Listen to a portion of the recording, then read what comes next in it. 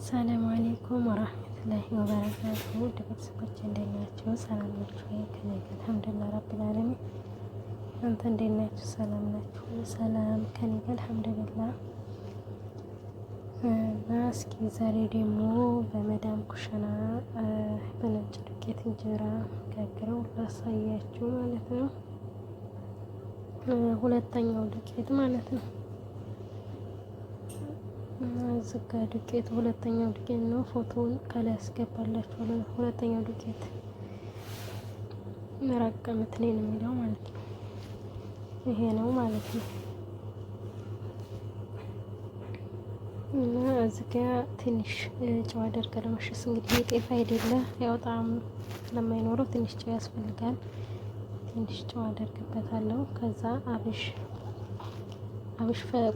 ቆላና እፈጨዋለሁ ማለት ነው። ትንሽ አብስ ሳላበዛ እኔ ከበዛበት ኩፍቴ ቂጣ እንዳይል ያው እንደ ኢትዮጵያ እንጀራ ጣዕም ባይኖረውም እና ይሄንን ይመስላል።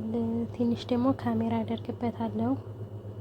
ትንሽዬ አብኩቼ ኩፍ እስከሚል ውጭ ላይ አደርገዋለሁ። ከዛ ኩፍ ሲል ተላጅ አስገብቼ አድሮ በምናክስቴው ነው የሚበቃኝን ያክል እርሾውን አሳድረዋለሁ። በምናክስቴው ነው ማቦካው ማለት ነው። የሚበቃኝን ዱቄት መጠን በሁለተኛው ቀን አቦካና ጋግረዋለሁ። ያው ቪዲዮ ስለሚበዛ ቆርጬ ነው የምልክላችሁ።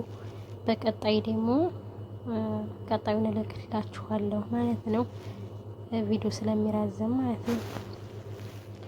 እዛ አድርጌ አብኩቼ አስቀምጠዋለሁ እና ይሄን ይመስላል። ኩፍ ብሏል። አሁን ተላጀ ነው የማስገባው ማለት ነው።